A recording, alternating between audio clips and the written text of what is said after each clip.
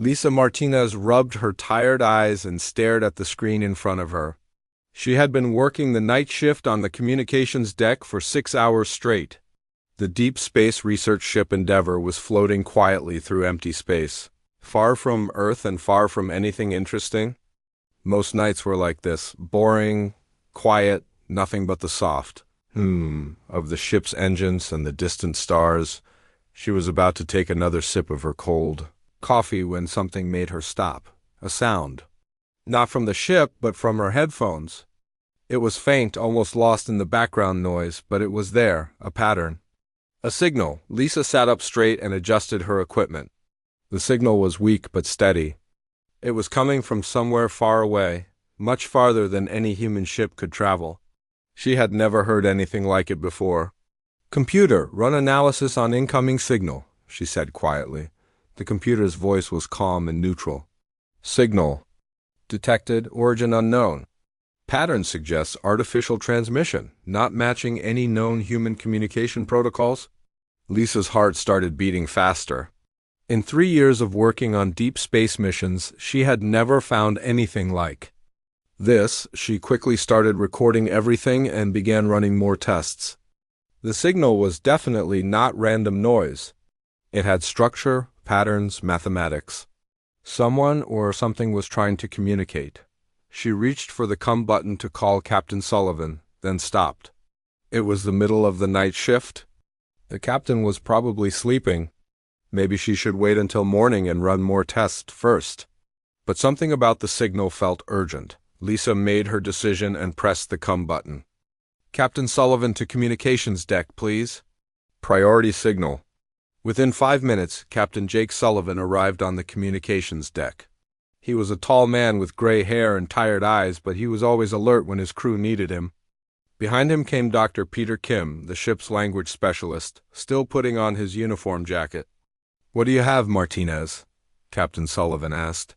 "Sir, I've been tracking this signal for 20 minutes now. It's definitely artificial, definitely from outside our solar system. The computer can't match it to anything in our databases." "Doctor." Kim moved to another console and started his own analysis. "The mathematical structure is fascinating," he said after a few minutes. "It's using prime numbers as a base, but the sequence is far more complex than anything we've developed." Captain Sullivan studied the data on Lisa's screen. "Could it be from another human ship? Maybe a new communication system we haven't heard about?" "No, sir," Lisa replied. "The signal is coming from a point approximately 47 light-years away. No human ship has ever traveled that far." Dr. Kim looked up from his console with excitement in his eyes. "Captain, I think this might be what we've been hoping for. This could be our first contact with an alien species." The three of them worked. For the next 4 hours, trying to decode the signal, Dr. Kim used every language program and mathematical model the ship had. Lisa boosted the signal strength and filtered out background noise. Captain Sullivan coordinated their efforts and made sure they didn't miss anything important. Just as the morning shift was about to begin, Dr. Kim made a breakthrough. "I've got something," he announced. "The signal is using a mathematical language. But once I understood the base structure, parts of it started making sense." He put his translation on the main screen. The words appeared slowly, one by one. "Help, under attack.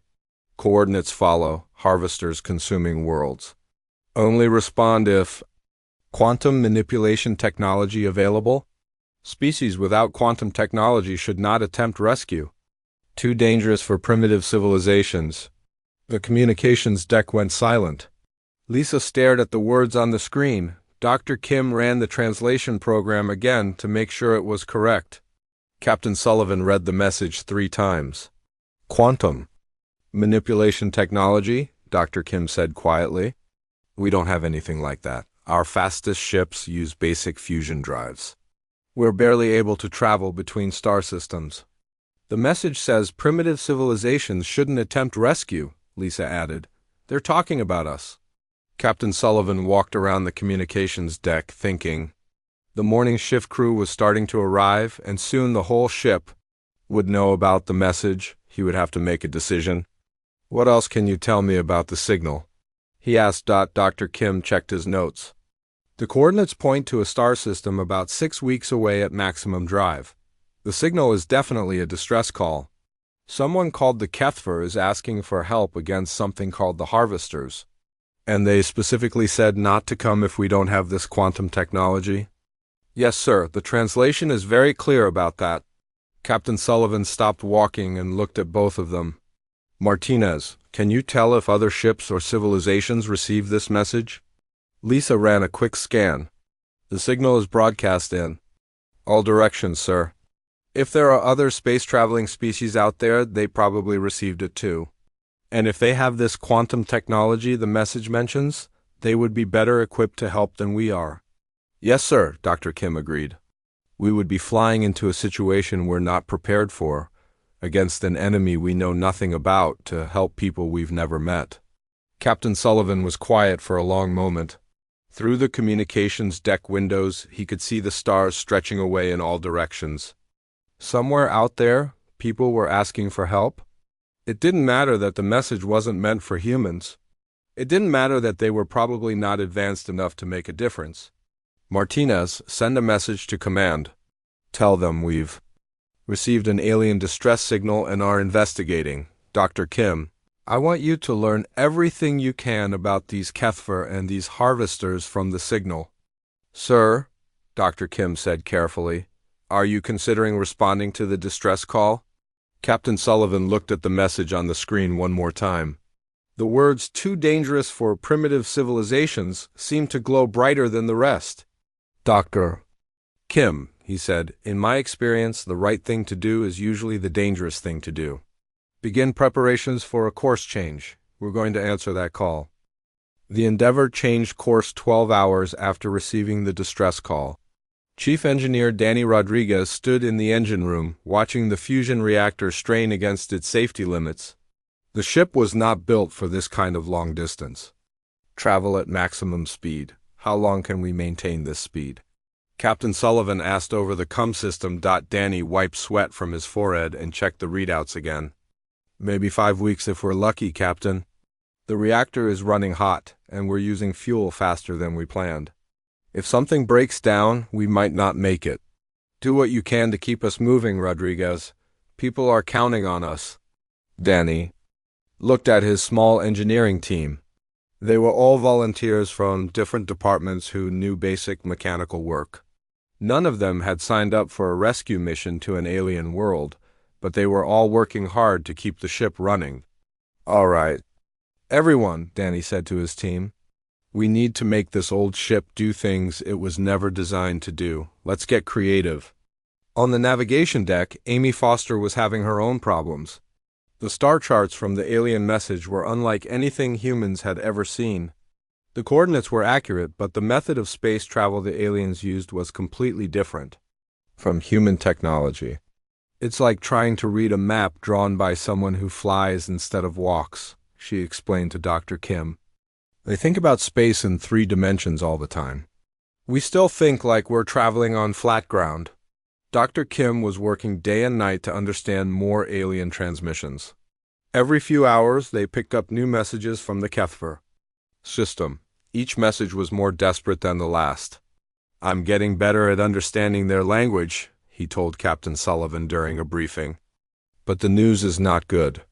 The Harvesters are not just attacking their military, they're consuming entire planets. What do you mean by consuming? Captain Sullivan asked. Dr. Kim showed him his latest translation on the screen. According to this message, the Harvesters strip everything from a planet. The water, the air, the soil, even the rocks. They leave nothing behind except empty space. How is that possible? I don't know. The Kethver describe them as massive ships that can break down matter at the molecular level. They eat planets and use the material to build more ships. Captain, Sullivan felt cold. How many worlds have they lost? 7 planets in the last 3 months.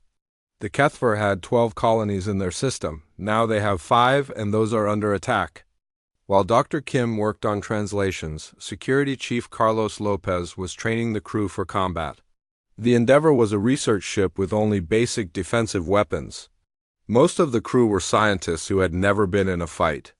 I know this. Isn't what you signed up for? Carlos told a group of 20 volunteers in the cargo bay. But we might be the only help these people are going to get. He had set up a basic training course using whatever equipment they could find. Scientists practiced with maintenance tools that could be used as weapons. The medical team learned basic first aid for combat situations. Even the cook was learning how to operate the ship's small defense guns. Remember, Carlos said, we're not trying to be soldiers. We're trying to stay alive long enough to help people. Lisa Martinez continued monitoring communications from her post. She had learned to recognize the pattern of HFY distress calls. Each one followed the same format. A call for help, coordinates, a description of the attack, and always the same warning that only advanced civilizations should respond. Captain, she called over the com. I'm picking up something new.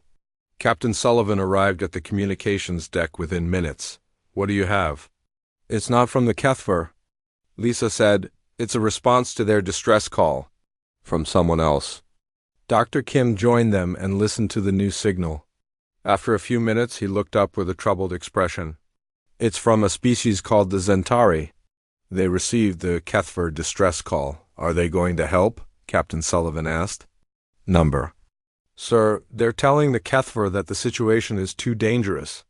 They have quantum manipulation technology, but they say fighting the harvesters would risk their own worlds. Captain Sullivan was quiet for a moment. So they have the technology to help, but they won't. That's right. And there's more. The Zentari are warning other species not to get involved. They say the harvesters are too powerful and that any species that fights them will be destroyed. Over the next few days, more responses came in. The Vorthek Empire declined to help. The Stellar Federation said the risk was too great. The Cosmic Alliance wished the HFY good luck but would not send ships, every advanced civilization in. That part of the galaxy was refusing to help.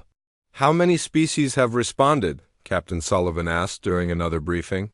15 so far, Dr. Kim replied. All of them are saying no. They all have better technology than us, bigger fleets, more experience with space combat. But none of them will fight the harvesters. Danny Rodriguez joined the meeting, his uniform dirty from working in the engine room. Captain, I've got some news about our ship. The good news is we'll make it to the HFY system. The bad news is we might not have enough fuel to get home. What are our options? Captain Sullivan asked. We can try to refuel at the HFY system, if there's anything left of it. Or we hope that someone else will give us fuel for the trip back. Captain Sullivan looked around the briefing room. His officers were tired, worried, and facing an impossible mission. They were flying toward a battle they couldn't win to help. People they had never met, against an enemy that had scared away every advanced civilization in the galaxy.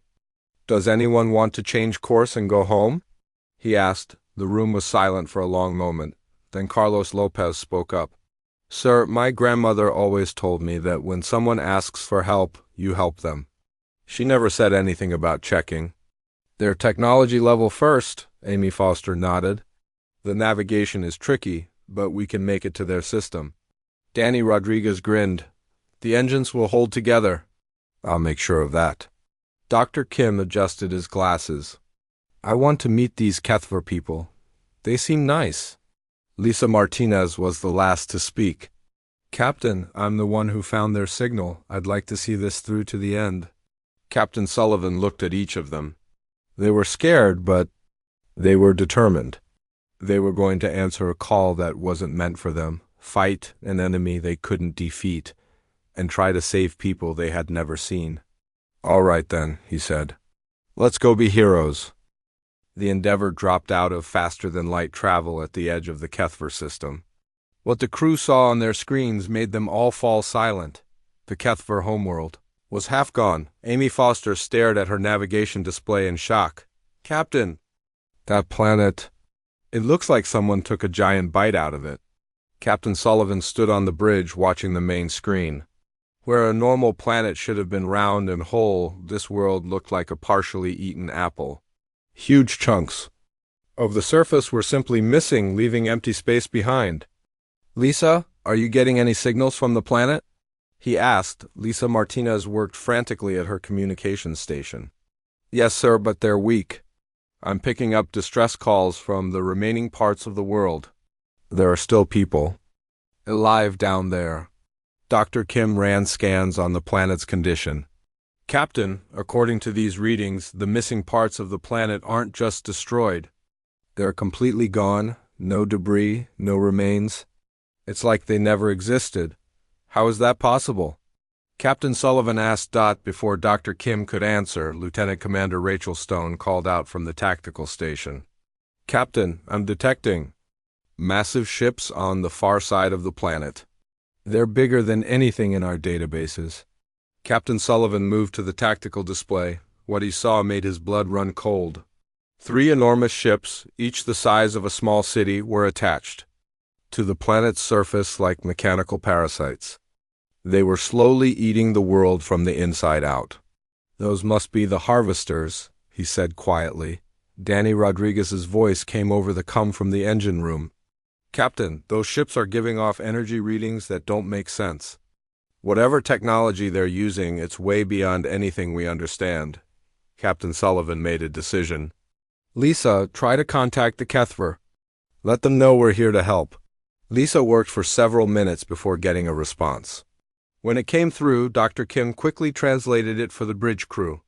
They're asking who we are, Dr. Kim said. They want to know what species we represent. Tell them we're humans from Earth. Tell them we received their distress call and came to help. Dr. Kim sent the message and waited for a reply. When it came, his face showed surprise. Captain, they single quotes read ... confused. They're asking why a primitive species without quantum technology would attempt a rescue. What did you tell them? I told them we came because they asked for help. The next message from the Kethver was longer.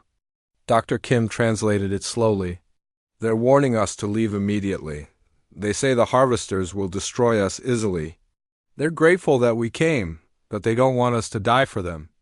Captain Sullivan thought for a moment. Tell them we understand the danger, but we're not leaving. Ask them what they can tell us about the harvesters. While Dr. Kim communicated with the survivors on the planet, Rachel Stone studied the massive alien ships. Captain, I'm trying to understand their attack pattern. They seem to be systematically removing sections of the planet in a specific order. Can you determine their weak points? I'm working on it, but their hull design is completely alien. Our weapons might not even scratch them. Carlos Lopez joined the bridge crew, carrying a tablet with combat plans. Captain, I've organized the crew into emergency teams. We have 42 people ready for combat operations, but honestly, we're not equipped for this kind of fight. Captain Sullivan nodded. Do what you can with what we have, Carlos. Dr. Kim looked up from his translation work. Captain, the Kethver are sharing information about the harvesters.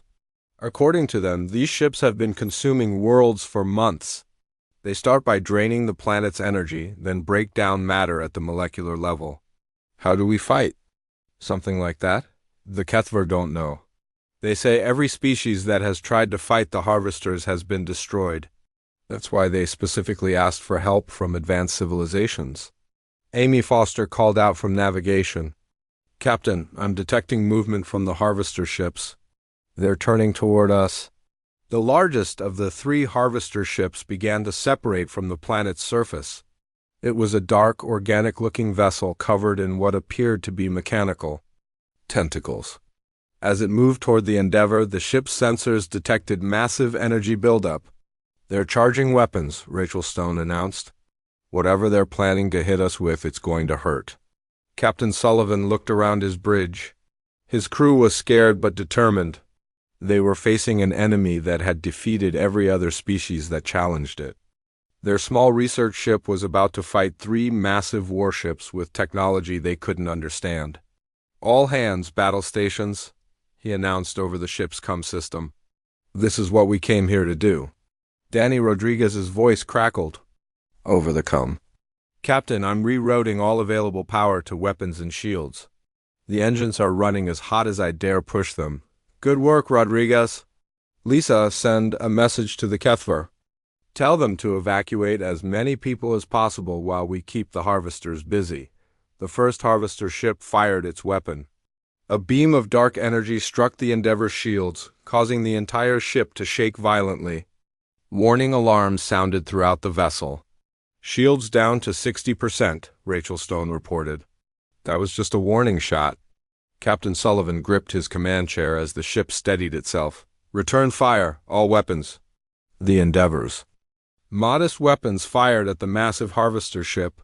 The energy beams struck the alien vessel's hull but seemed to have no effect. The harvester continued its approach, preparing for another attack. Our weapons aren't penetrating their hull, Rachel Stone said. We need a different strategy. Dr. Kim looked up from his station with excitement. Captain, the Kethver just sent us detailed scans of the harvester ships. They've been studying them for months. What did they find? The ships have a weak point. The molecular breakdown process requires massive coordination between different parts of the ship. If we can disrupt that coordination...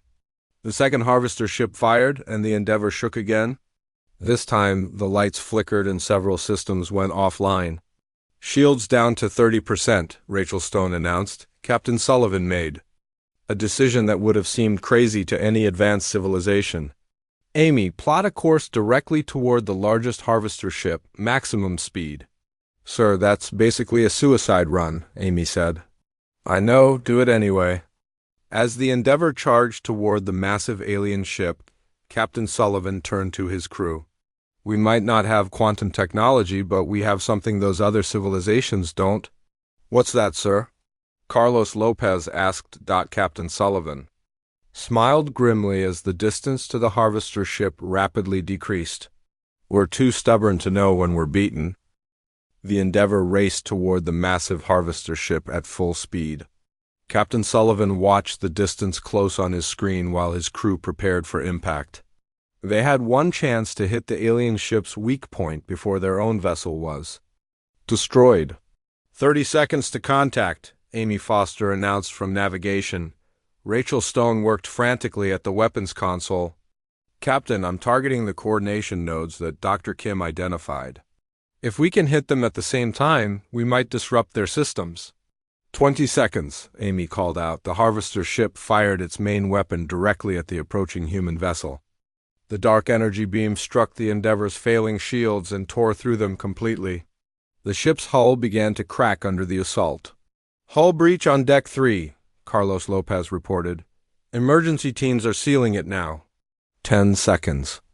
Amy said. Captain Sullivan gripped his chair as the ship shook apart around them. Fire everything we have, Rachel. This is our only shot. The Endeavor unleashed every weapon it carried directly into the harvester ship's coordination center. The alien vessel's hull, which had seemed impossible to damage, suddenly showed cracks and energy discharges. The massive ship began to drift away from the planet, its systems failing.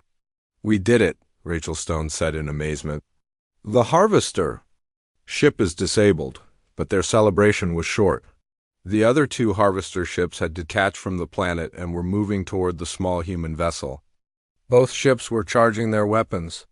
Captain, Danny Rodriguez called from the engine room. Our engines are failing. That last attack damaged our power systems. We can't run from those ships.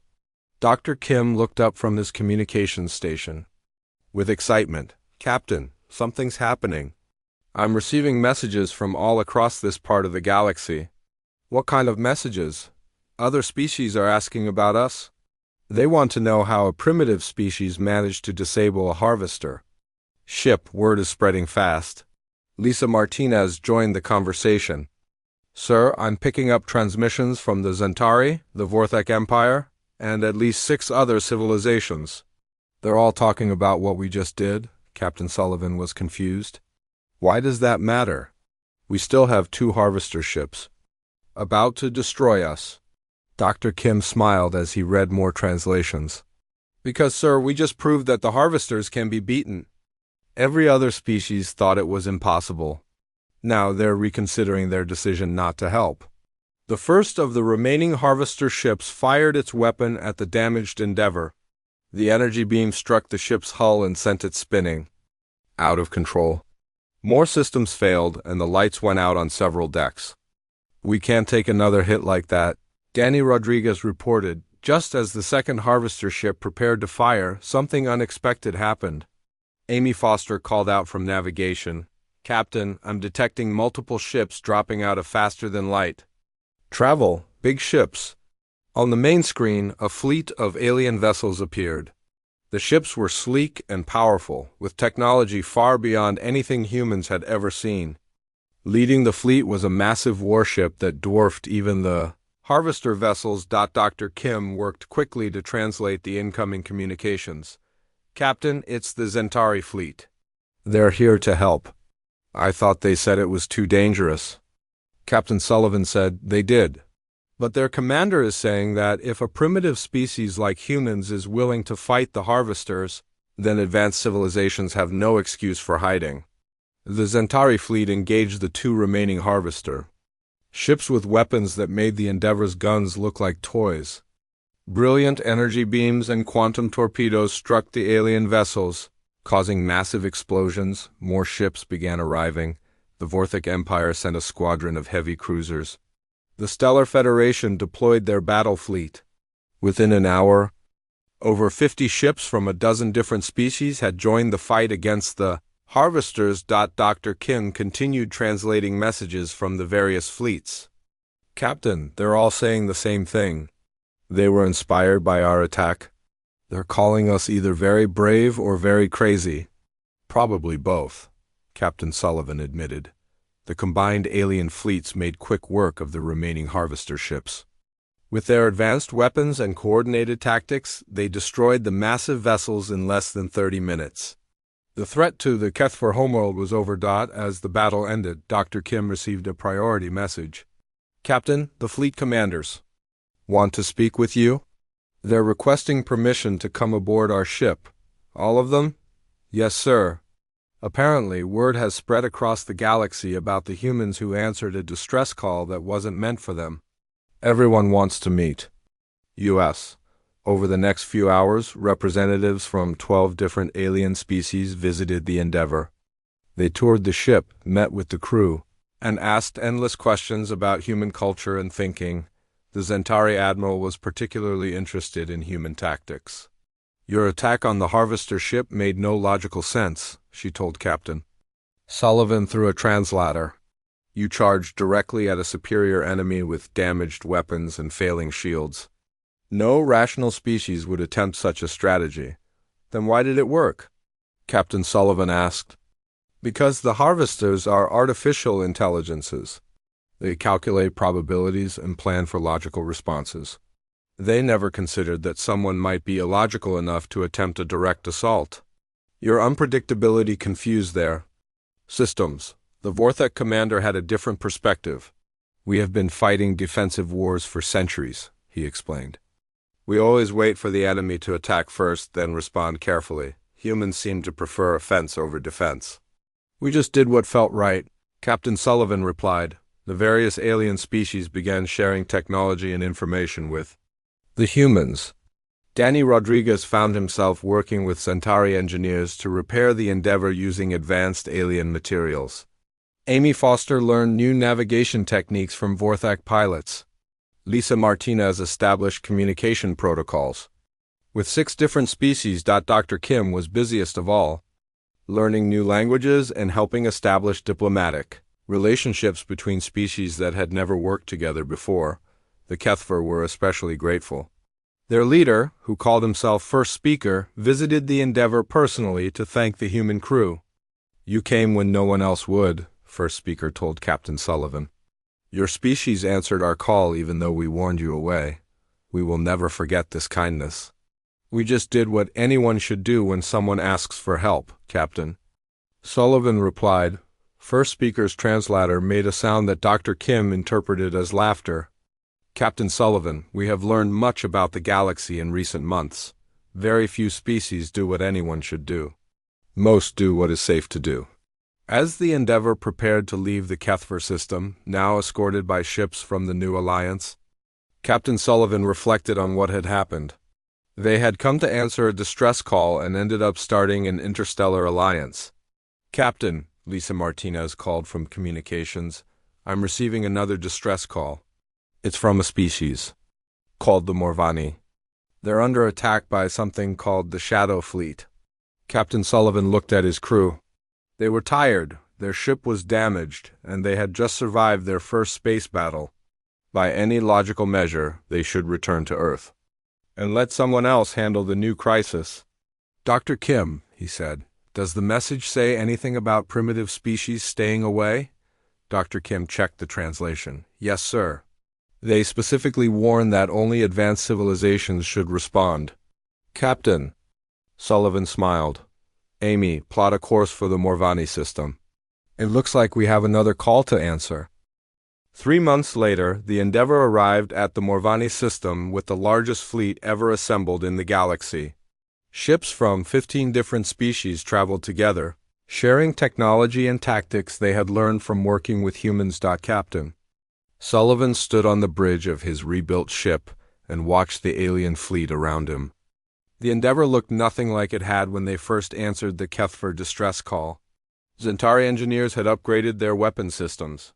Vorthek technicians had improved their shields. HFY scientists had installed new communication equipment, but the most important changes were not to the ship. They were to the galaxy itself. Captain, Dr. Kim reported from his station, I'm receiving signals from the Morvani homeworld. The Shadow Fleet has taken control of 4 planets in their system, but the Morvani are still fighting on their homeworld. What can you tell me about this Shadow Fleet? Captain Sullivan asked. They're different from the Harvesters. Instead of consuming planets, they seem to be enslaving the populations. The Morvani described them as robots that turn living beings into more robots. Rachel Stone studied the tactical display. Captain, the Shadow Fleet has 30 ships in the system. That's more than we faced against the Harvesters, but our allied fleet is much larger now. Captain Sullivan nodded. The fleet around them included over 200 ships. More importantly, they had learned to work together during 3 months of joint operations across the galaxy. Lisa, open a channel to all fleet commanders, Captain Sullivan ordered within minutes. The communication screens around the bridge showed the faces of alien commanders from across the galaxy. The Zentari Admiral, the Vorthek General, the HFY First Speaker, and representatives from 12 other species. Fellow commanders, Captain Sullivan began, we've learned a lot about fighting together during our recent missions. The Shadow Fleet presents a new challenge, but I believe we're ready for it. The Zentari Admiral spoke first. Captain Sullivan, our intelligence suggests that the Shadow Fleet uses a central control system. If we can disable their command ship, the other vessels should become less effective. The Vorthek fleet can provide heavy firepower to break through their defensive lines. The Vorthek General added. First Speaker offered HFY support. Our ships are not built for combat, but we can evacuate civilians while you fight the Shadow Fleet. Captain Sullivan listened to each commander contribute to the battle plan. 6 months ago, these species had never worked together. Most had never even spoken to each other. Now they were planning coordinated military operations as if they had been allies for years. Thank you all, Captain Sullivan said. Let's go help the Morvani. The battle for the Morvani system lasted 12 hours. The Shadow Fleet fought differently than the Harvesters had. Instead of using massive weapons to destroy their enemies, they tried to capture ships and convert the crews into robots, but the Allied fleet had learned from their previous fights. They used human unpredictability combined with alien technology to confuse the Shadow Fleet's tactical computers. Zentari ships would attack from one direction while Vorthak vessels approached from another. Human ships would charge directly at enemy formations, forcing the robots to respond to threats they couldn't calculate. Danny Rodriguez had become an expert at combining human engineering with alien technology. When the Shadow Fleet tried to hack into the Endeavor's computer systems, he used what he called creative malfunction to make their ship's systems behave in ways that confused the enemy computers. Rodriguez, Captain Sullivan called over the com. The Shadow Fleet is trying to take control of our navigation. No problem, Captain. I'm making our navigation system respond with random course changes. Let's see them calculate a response. To pure chaos. Amy Foster had learned navigation techniques from 6 different species. She flew the Endeavour through the battle using a combination of human intuition and alien mathematics that made their ship nearly impossible to track. The turning point came when Dr. Kim made a discovery about the Shadow Fleet's communication system. Captain, I've been studying their signals during the battle. They're using a language based on pure logic and efficiency. Can you disrupt their communications? Better than that. I can send them messages that contradict their programming. If I tell them to do 2 opposite things at the same time, their systems might crash. Dr. Kim worked with communication specialists from 4 different alien species to create what they called a logic bomb. It was a message designed to confuse artificial intelligence by presenting impossible choices. When they transmitted the message to the Shadow Fleet command ship, the results were immediate. The massive vessel stopped moving and began sending confused signals to its other ships. The robot fleet lost coordination and became easy targets for the Allied forces. Within 2 hours, the Shadow Fleet was destroyed or captured. The Morvani were free, and another threat to the galaxy was eliminated. As the Allied fleet celebrated their victory, Captain Sullivan received a message that would change everything. It came from the Galactic Council, an organization of the oldest and most advanced civilizations in the galaxy. Dr. Kim translated the message with surprise in his voice. Captain, the Galactic Council wants to meet with you. They're offering humanity membership in the Council? What does that mean? It means they're recognizing humans as a major power in the galaxy. Only 27 species have ever been invited to join the Council. Captain Sullivan was quiet for a moment. 6 months ago, humans had been unknown in the galaxy. Now they were being invited to join the most exclusive organization of advanced civilizations. But the message that made him happiest came from Lisa Martinez. Captain, I'm receiving another distress call. The Tilani Republic is under attack by something called the Void Swarm. Captain Sullivan looked around his bridge. His crew had become heroes across the galaxy. Dr. Kim was now the chief translator for the Allied fleet. Danny Rodriguez was teaching alien engineers about human creativity. Amy Foster was training pilots from 12 different species. Lisa Martinez had become the communication coordinator for the largest alliance in galactic history. Does the message say anything about primitive species staying away? Captain Sullivan asked with a smile. Lisa checked her translation. Yes, sir. They say only the most advanced civilizations should attempt a rescue. Captain Sullivan looked at the screens showing the massive Allied fleet around them. Ships from 15 species, armed with the best technology in the galaxy, commanded by beings who had learned to work together. Because humans had shown them that sometimes the right thing to do was also the dangerous thing to do. Amy, plot a course for the Tilani Republic. Send a message to all fleet commanders. Tell them we have another call to answer. As the Endeavour led the Allied fleet toward their next mission, Captain Sullivan reflected on how much had changed. They had started as a small research ship answering a call that wasn't meant for them. Now they were leading a galactic alliance that responded to every call for help. No matter how dangerous, the galaxy had learned something important from humans. Sometimes the most advanced response to a problem was also the simplest one. When someone asked for help, you helped them. It didn't matter if you were the right species for the job. It didn't matter if you had the best technology. It didn't matter if the odds were against you. What mattered was that you showed up when people needed you, and humans, Captain Sullivan had learned, would always show up.